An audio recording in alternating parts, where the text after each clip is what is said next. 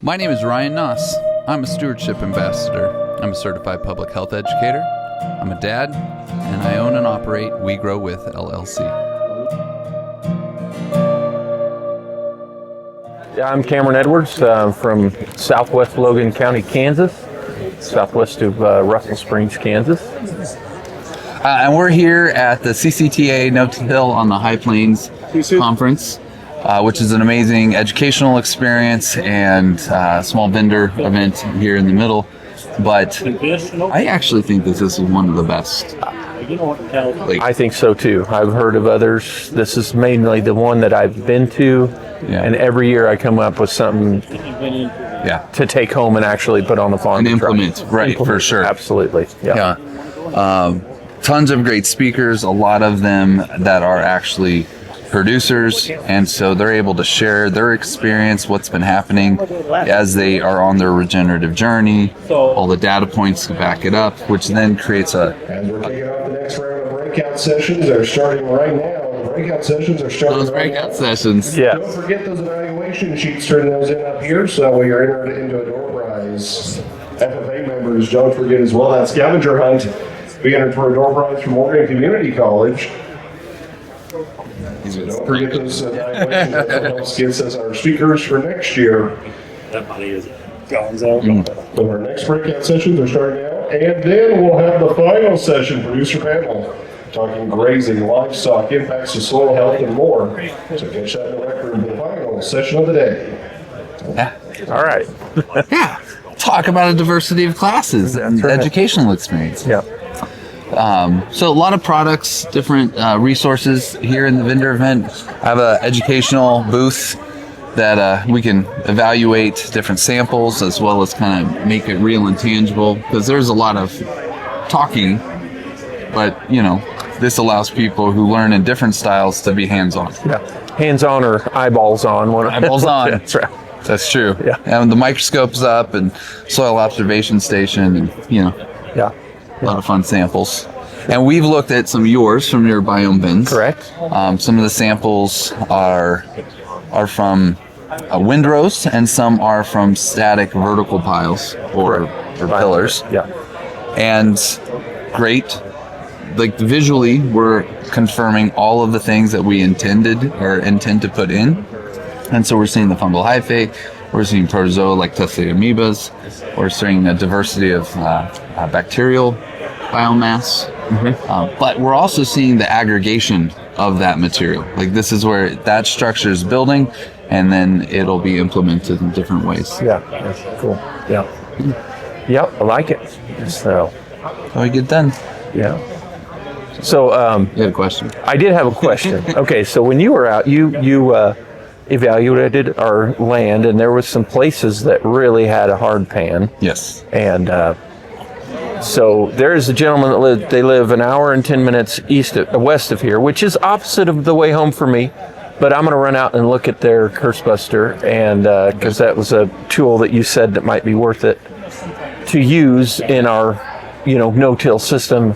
He was telling me that he used it in a no-till situation, and then he did a PLFA test on what he didn't use it on and then what he did, and he was surprised at how much it dinged the fungal community where he used the curse buster. And I guess my question is that something that you would have expected to see, since it is kind of a tillage event? Or It's a disturbance. it is disturbance? Sure. Yeah. I wouldn't anticipate seeing that. It was quite, he showed me the then test. it becomes, what's the state of his land? Was there a living root? What was the state? I've used curse buster quite a few times around the country, actually, different clients. And if it is that hard pan, nothing's really growing in anyways, you're just breaking into it. At that point, it is a disturbance with a, oxidizing event. Right. So the soil redox state is important to kind of play into that too. So there's a few variables, but I wouldn't expect to see that. And actually what I've noticed most in its use is because of how the tines go in and twist, it creates radial fractures, which is wonderful. And so that only then serves to increase capillary action.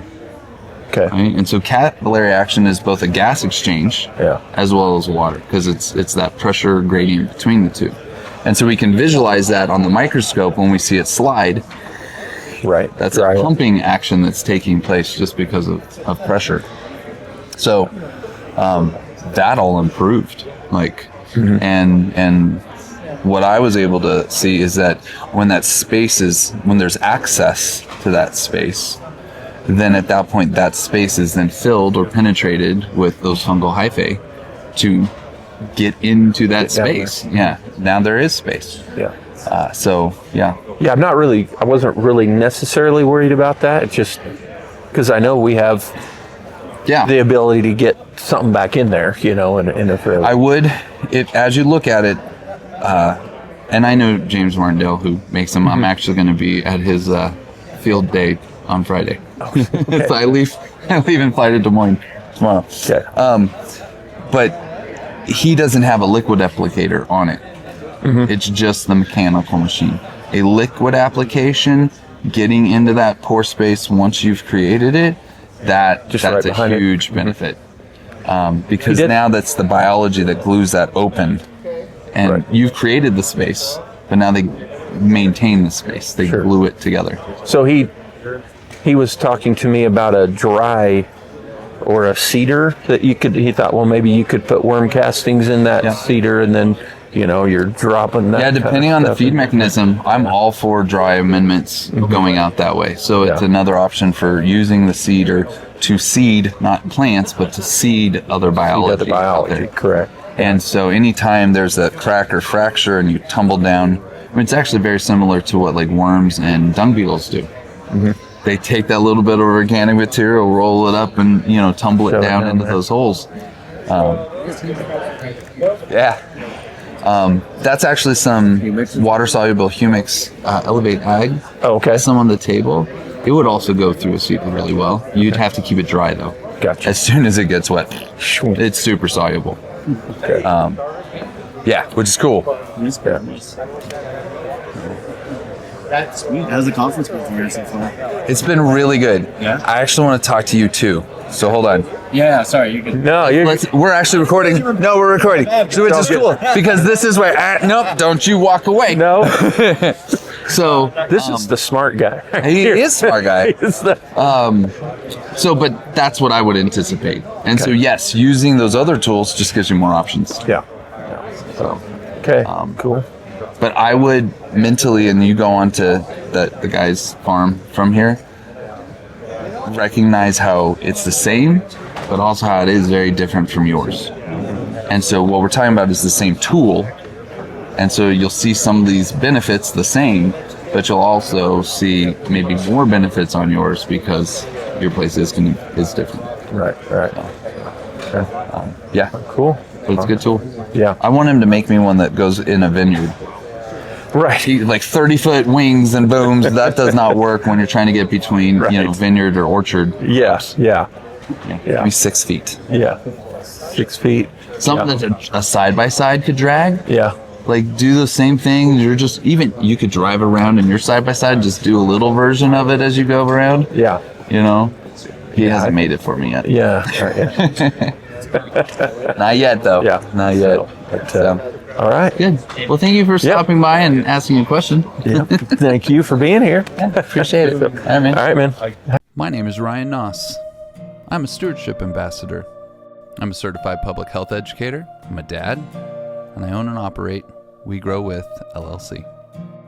We Grow With helps people to differentiate between fertilizer and fertility. We use products and services. We equip people with the observation tools they need, as well as the products that make their jobs easier, allowing them to turn dead dirt into living land at any scale.